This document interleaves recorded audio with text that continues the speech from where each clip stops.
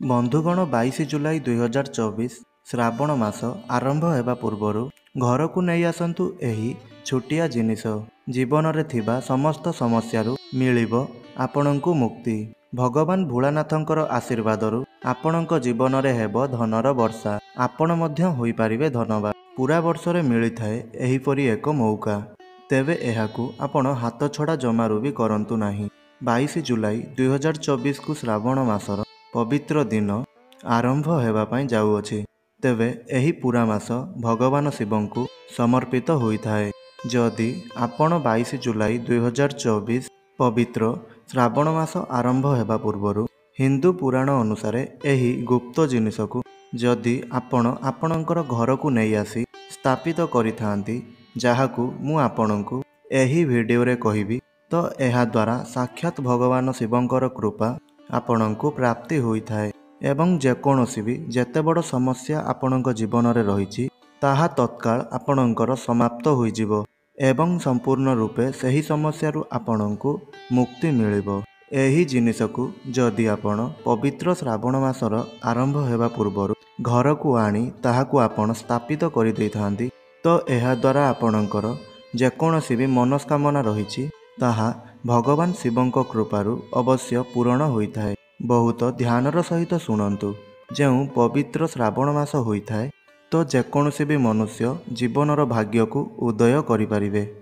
କହିବାର କାରଣ ଏହା ହେଉଛି, ଯଦି ଆପଣ ଆପଣଙ୍କର ଜୀବନରେ ଚିନ୍ତାରେ ଅଛନ୍ତି, ସମସ୍ୟାରେ ଅଛନ୍ତି, ଆପଣଙ୍କର ଜୀବନରେ ସମସ୍ୟା ବାରମ୍ବାର ଆସୁଅଛି, ଆପଣ ରୋଗରେ ପୀଡ଼ିତ ଅଛନ୍ତି, ବହୁତ ଦିନରୁ ଯେତେ ଚେଷ୍ଟା କଲେ ମଧ୍ୟ ରୋଗ ଠିକ୍ ହେଉନାହିଁ ଏବଂ ଆପଣଙ୍କ ଜୀବନରେ ଦରିଦ୍ରତା ଲାଗି ରହୁଛି, ତ ଏହି ପବିତ୍ର ଶ୍ରାବଣ ମାସର ଆରମ୍ଭ ହେବା ପୂର୍ବରୁ ଏହି ଗୋଟିଏ ଛୋଟିଆ ଜିନିଷକୁ ଆପଣ ଆପଣଙ୍କର ଘରକୁ ନେଇ ଆସନ୍ତୁ, ଯାହା ମୁଁ ଆପଣଙ୍କୁ ଏହି ଭିଡ଼ିଓରେ ବତାଇବି।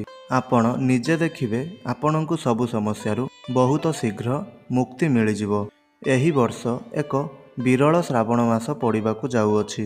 ବେଦ ପୁରାଣରେ ଲେଖା ଅଛି ଯେ ଯଦି କୌଣସି ବ୍ୟକ୍ତି ପୁରା ବର୍ଷ ଭଗବାନ ଶିବଙ୍କର ପୂଜାପାଠ କରୁନଥାଏ, ଯଦି ଏହି ପବିତ୍ର ଶ୍ରାବଣ ମାସରେ ପ୍ରତ୍ୟେକ ସୋମବାର ଦିନ ଭଗବାନ ଶିବଙ୍କ ମନ୍ଦିରକୁ ଯାଇ ଶିବଲିଙ୍ଗରେ ଗୋଟିଏ ଲୋଟାଏ ଜଳ ଚଢ଼ାଇଥାଏ, ଯଦି ଅର୍ପଣ କରିଦେଇଥାଏ, ତ ସେହି ବ୍ୟକ୍ତିଙ୍କୁ ପୁରା ବର୍ଷର ପୂଜାପାଠର ପୁଣ୍ୟ ଫଳ ମିଳିଯାଇଥାଏ। ସେହି ବ୍ୟକ୍ତି ଉପରେ ଭଗବାନ ଶିବଙ୍କର ଅସୀମ କୃପା ସର୍ବଦା ରହିଥାଏ। ଏହି ବର୍ଷ ପବିତ୍ର ଶ୍ରାବଣ ମାସ 22 ଜୁଲାଇ ଠାରୁ ଆରମ୍ଭ ହେବ ଏବଂ 19 ଅଗଷ୍ଟକୁ ପବିତ୍ର ଶ୍ରାବଣ ମାସ ସମାପ୍ତ ହେବ। ଏହି ବର୍ଷ ଶ୍ରାବଣ ମାସରେ 4 ଗୋଟି ସୋମବାରର ବ୍ରତ ପଡ଼ୁଅଛି। ଏହିପରି ଅଦ୍ଭୁତ ମହାସଂଯୋଗ ପୁରା 19 ବର୍ଷ ପରେ ଆସୁଅଛି।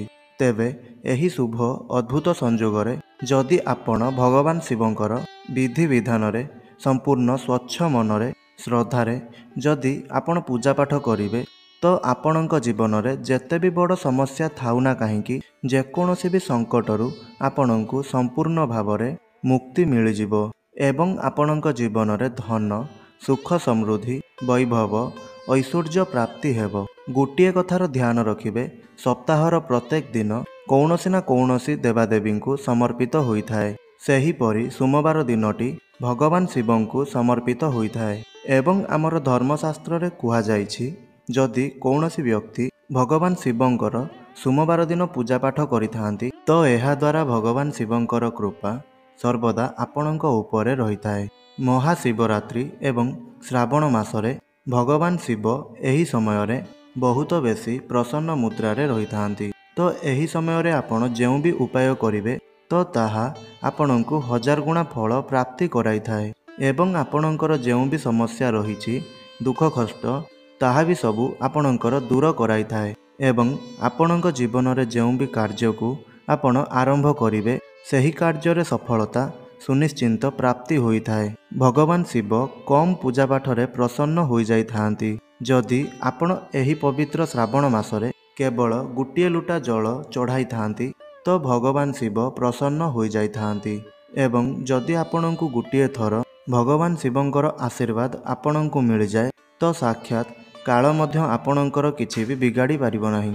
ଏଥିପାଇଁ ଯଦି ଆପଣ ଚାହୁଁଛନ୍ତି ଆପଣଙ୍କର ଏବଂ ଆପଣଙ୍କ ପରିବାର ଉପରେ ଭଗବାନ ଶିବଙ୍କର ଆଶୀର୍ବାଦ ସଦା ସର୍ବଦା ରହୁ, ତେବେ ସେଥିପାଇଁ ଆପଣ ଏହି ଭିଡ଼ିଓଟିକୁ ଶେଷ ପର୍ଯ୍ୟନ୍ତ ନିଶ୍ଚୟ ଦେଖନ୍ତୁ। ତେବେ ମୁଁ ଉମେଶ ଆପଣମାନଙ୍କୁ ସ୍ୱାଗତ କରୁଛି ବାସ୍ତୁ ଟିପ୍ସ ଓଡ଼ିଆକୁ। ତେବେ ସର୍ବପ୍ରଥମ ଜିନିଷଟି ହେଉଛି ଯାହା ଆପଣଙ୍କୁ ଆପଣଙ୍କର ଘରକୁ ଆଣିବାକୁ ପଡ଼ିବ, ତାହା ହେଉଛି ବେଲପତ୍ର। ଗୋଟିଏ କଥାର ଆପଣ ଧ୍ୟାନ ରଖିବେ, ଭଗବାନ ଶିବଙ୍କୁ ବେଲପତ୍ର ଅଧିକ ପ୍ରିୟ ହୋଇଥାଏ ଏବଂ ବେଦ ପୁରାଣରେ ସଫା ସଫା ଲେଖା ହୋଇଛି, ଗୋଟିଏ ବେଲପତ୍ର ଯେଉଁ ହୋଇଥାଏ ତାହାକୁ 6 ମାସ ପର୍ଯ୍ୟନ୍ତ ବାସି ମାନାଯାଇ ନଥାଏ। 6 ମାସ ପର୍ଯ୍ୟନ୍ତ ଆପଣ ତୋଳିଥିବା ବେଲପତ୍ରକୁ ଭଗବାନ ଭୋଳାନାଥଙ୍କୁ ଆପଣ ଅର୍ପଣ କରିପାରିବେ। ଯଦି ଆପଣଙ୍କର କୌଣସି ମନସ୍କାମନା ଅଛି ଆଉ ଆପଣ ଚାହୁଁଛନ୍ତି ଆପଣଙ୍କର ସେହି ମନୋକାମନା ପୂରଣ ହୋଇଯାଉ, ତ ଗୋଟିଏ କାମ କରନ୍ତୁ। 22 ଜୁଲାଇ 2024 ପୂର୍ବରୁ 108ଟି ବେଲପତ୍ର ତୋଳି କରି ନେଇ ଆସନ୍ତୁ ଏବଂ ଆପଣଙ୍କର ପୂଜା ଘରେ ଯେଉଁ ବି ଗ୍ରନ୍ଥ ପୁରାଣ ଆପଣ ରଖିଛନ୍ତି ତ ସେଥିରେ 108ଟି ବେଲପତ୍ରକୁ ଆପଣ ଦବେଇକି ରଖିଦିଅନ୍ତୁ। ଶ୍ରାବଣ ମାସର 22 ଜୁଲାଇ 2024 ଠାରୁ ଆରମ୍ଭ ହେବ, ପୁଣି 19 ଅଗଷ୍ଟକୁ ସମାପ୍ତ ହେବ। ପ୍ରତ୍ୟେକ ଦିନ ଆପଣଙ୍କୁ ଭଗବାନ ଶିବଙ୍କର ମନ୍ଦିରକୁ ଯିବା ପାଇଁ ହେବ ଏବଂ ଗୋଟିଏ ବେଲପତ୍ର ଭଗବାନ ଶିବଙ୍କୁ ଅର୍ପଣ କରିବାକୁ ପଡ଼ିବ। ଯଦି ଆପଣ ଏତିକି ପୂଜାପାଠ କରିନିଅନ୍ତି ତ ମାନିକି ଚାଲନ୍ତୁ, ଆପଣଙ୍କର ଯେକୌଣସି ବି ମନସ୍କାମନା ରହିଛି ତାହା ଭଗବାନ ଶିବଙ୍କର ଆଶୀର୍ବାଦରୁ ପୂରଣ ହୋଇଯିବ। ତ ଆପଣ 108ଟି ବେଲପତ୍ର କ'ଣ ପାଇଁ ତୋଳିବେ ତାହା ମଧ୍ୟ ଜାଣି ନିଅନ୍ତୁ। ଯେବେ ବି ଶ୍ରାବଣ ମାସ ଆରମ୍ଭ ହେବା ପାଇଁ ଲାଗିବ ତ ବେଲବୃକ୍ଷରେ ବେଲଗଛର ବେଲପତ୍ର ଗାୟବ ହୋଇଯାଇଥାଏ। ଅନ୍ୟ ଲୋକମାନେ ବେଲପତ୍ର ତୋଳି ନେଇଥାନ୍ତି। ତ ସେଥିପାଇଁ ଆପଣ ଶ୍ରାବଣ ମାସର ଆରମ୍ଭ ହେବା ପୂର୍ବରୁ 108ଟି ବେଲପତ୍ର ତୋଳି ନିଅନ୍ତୁ। ଦେଖନ୍ତୁ, ଯେଉଁ ବେଲବୃକ୍ଷ ହୋଇଥାଏ ତ ବେଲବୃକ୍ଷର ମୂଳରେ ସ୍ୱର୍ଗର ବାସ ହୋଇଥାଏ ଏବଂ ବେଲପତ୍ରରେ ଭଗବାନ ଶିବଙ୍କର ବାସ ହୋଇଥାଏ। ତ ଯଦି ଆପଣ ଏହି ଉପାୟକୁ କରିନିଅନ୍ତି ଯାହା ଆପଣଙ୍କୁ କହିଲି, ତ ଏହାଦ୍ୱାରା ଆପଣଙ୍କୁ ବ୍ରହ୍ମାଣ୍ଡର ମହାଶକ୍ତିର ଆଶୀର୍ବାଦ ଆପଣଙ୍କୁ ପ୍ରାପ୍ତି ହେବ। ଦ୍ୱିତୀୟ ଜିନିଷଟି ହେଉଛି ଯାହାକୁ ଆପଣଙ୍କୁ ଆଣିବାକୁ ପଡ଼ିବ। ଯଦି ଆପଣ ଚାହୁଁଛନ୍ତି ଆପଣଙ୍କର ଘରେ ଉନ୍ନତି ହେଉ ତ ଶିବ ପୁରାଣ ଆପଣ ନିଶ୍ଚୟ ଆଣନ୍ତୁ। ଦେଖନ୍ତୁ, ବହୁତ ଲୋକଙ୍କ ଘରେ ଶିବ ପୁରାଣ ଥିବ ଏବଂ ବହୁତ ଲୋକଙ୍କ ପାଖରେ ଶିବ ପୁରାଣ ନଥାଏ। ତେବେ ଆପଣଙ୍କୁ କ'ଣ କରିବାକୁ ପଡ଼ିବ? ଆପଣ 22 ଜୁଲାଇ ପୂର୍ବରୁ ଗୋଟିଏ ଶିବ ପୁରାଣ ଆପଣଙ୍କର ଘରକୁ ନେଇ ଆସନ୍ତୁ ଏବଂ ତାହାକୁ ଆପଣଙ୍କର ଘରେ ସ୍ଥାପିତ କରନ୍ତୁ ଏବଂ ଏହାପରେ ଆପଣଙ୍କୁ ଶ୍ରାବଣ ମାସର ପ୍ରତ୍ୟେକ ଦିନରେ ଶିବ ପୁରାଣକୁ ପୂଜା କରିବା ପାଇଁ ପଡ଼ିବ ଏବଂ ଶ୍ରାବଣ ମାସର ପ୍ରତ୍ୟେକ ସୋମବାର ଦିନ ଶିବ ପୁରାଣର କିଛି ଅଧ୍ୟାୟକୁ ଆପଣ ପଢ଼ି ନିଅନ୍ତୁ। ଯଦି ଆପଣ ଏତିକି କାମ କରିନେଉଛନ୍ତି ତ ଏହାଦ୍ୱାରା ଭଗବାନ ଶିବଙ୍କର କୃପା ସଦାସର୍ବଦା ଆପଣଙ୍କର ଘର ଉପରେ ରହିବ। ଆପଣଙ୍କ ଘରେ ଯେଉଁ ବି ନକାରାତ୍ମକ ଶକ୍ତି ରହିଛି ତ ତାହାର ନାଶ ହୋଇଥାଏ ଏବଂ ଆପଣଙ୍କ ଘରେ ସକାରାତ୍ମକ ଊର୍ଜାର ସଞ୍ଚାର ହୋଇଥାଏ। ତ ଏହି କାମକୁ ଆପଣ ନିଶ୍ଚୟ କରନ୍ତୁ। ଆପଣଙ୍କୁ ଜଣା ନଥିବ ଯେ ଆପଣଙ୍କର ଗୁପ୍ତ ଶତ୍ରୁ ବହୁତ ଅଧିକ ହୋଇଯାଇଥାନ୍ତି। ଯେବେ ଆପଣଙ୍କର ଉନ୍ନତି ହୋଇଥାଏ, ଆପଣ ଆଗକୁ ଆଗକୁ ଯେତେ ଅଧିକ ବଢ଼ିଥାନ୍ତି, ତେବେ ଆପଣଙ୍କର ପଡ଼ୋଶୀ, ଆପଣଙ୍କର ସାଙ୍ଗସାଥି, ବନ୍ଧୁବାନ୍ଧବ ଆପଣଙ୍କର ଶତ୍ରୁ ବନିଯାଇଥାନ୍ତି। ତେବେ ଆପଣଙ୍କ ଉପରେ କଳା ଯାଦୁ, ତନ୍ତ୍ରମନ୍ତ୍ରର ଶକ୍ତି କରିଥାନ୍ତି, ଯାହାଦ୍ୱାରା ଆପଣଙ୍କର ଜୀବନରେ ଦୁର୍ଭାଗ୍ୟ ଆପଣଙ୍କର ପଛରେ ପଡ଼ିଯାଇଥାଏ। ଯଦି ଆପଣ ଚାହୁଁଛନ୍ତି ଏହିପରି ନକାରାତ୍ମକ ଶକ୍ତିମାନଙ୍କ ଠାରୁ ସମ୍ପୂର୍ଣ୍ଣ ରୂପରେ ଆପଣ ବଞ୍ଚିକରି ରୁହନ୍ତୁ, ତେବେ ଆପଣଙ୍କୁ କ'ଣ କରିବାକୁ ପଡ଼ିବ ନା, ଶ୍ରାବଣ ମାସର ଆରମ୍ଭ ହେବା ପୂର୍ବରୁ ଆପଣ ଗୋଟିଏ ପିତ୍ତଳର ତ୍ରିଶୂଳ ଆପଣଙ୍କୁ ଆଣିବାକୁ ପଡ଼ିବ ଏବଂ ସେହି ତ୍ରିଶୂଳକୁ ଆଣିକି ଆପଣଙ୍କୁ ପୂଜା ଘରେ ସ୍ଥାପିତ କରିବା ପାଇଁ ପଡ଼ିବ ଏବଂ ଏହାକୁ ପ୍ରତ୍ୟେକ ସୋମବାର ଦିନ ପୂଜା କରିବାକୁ ପଡ଼ିବ। ତ ଯଦି ଆପଣ ଏହି ଉପାୟକୁ କରିନିଅନ୍ତି, ଶ୍ରାବଣ ମାସର ଆରମ୍ଭ ହେବା ପୂର୍ବରୁ ଆପଣଙ୍କ ପକ୍ଷରେ କେହି ନଥିଲେ ମଧ୍ୟ, ଆପଣଙ୍କର ଲକ୍ଷ ଲକ୍ଷ ଶତ୍ରୁ ପଡ଼ିଥିଲେ ମଧ୍ୟ ସେମାନେ ଆପଣଙ୍କର କିଛି ବି କ୍ଷତି କରିପାରିବେ ନାହିଁ।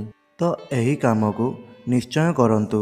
ତେବେ ଯଦି ଆପଣ ଚାହୁଁଛନ୍ତି ଧନ ପ୍ରାପ୍ତି ହେଉ, ଆପଣଙ୍କ ଜୀବନରେ କେବେ ବି ଧନର କମି ନ ହେଉ, ତ ଏହି ଶ୍ରାବଣ ମାସର ଆରମ୍ଭ ହେବା ପୂର୍ବରୁ ଆପଣ ଗୋଟିଏ ଡମ୍ବୁରୁ ଆଣନ୍ତୁ ଏବଂ ତାହାକୁ ଆପଣଙ୍କର ପୂଜା ଘରେ ସ୍ଥାପିତ କରିନିଅନ୍ତୁ। ଦେଖନ୍ତୁ, ଡମ୍ବରୁ ଭଗବାନ ଶିବଙ୍କୁ ବହୁତ ଅଧିକ ପ୍ରିୟ ହୋଇଥାଏ। ଯଦି ଆପଣ ପ୍ରତ୍ୟେକ ସୋମବାର ଦିନ ଏହି ଡମ୍ବରକୁ ଧୂପ ଦେଇଥାନ୍ତି ତ ଏହାଦ୍ୱାରା ସର୍ବଦା ଭଗବାନ ଶିବଙ୍କର କୃପା ଆପଣଙ୍କୁ ପ୍ରାପ୍ତି ହୋଇଥାଏ ଏବଂ ଆପଣଙ୍କ ଜୀବନରେ କେବେ ବି ଧନ ଅନ୍ନର କମ୍ ହୋଇନଥାଏ। ଯଦି ଆପଣ ଲମ୍ବା ସମୟ ଧରି ବହୁତ ଦିନରୁ ରୋଗରେ ଆପଣ ପୀଡ଼ିତ ଅଛନ୍ତି, ବହୁତ ଚିକିତ୍ସା କରି କରି ଆପଣ ଥକି ପଡ଼ିଲେଣି, କିନ୍ତୁ ସେହି ରୋଗରୁ ଆପଣଙ୍କୁ ମୁକ୍ତି ମିଳୁନାହିଁ।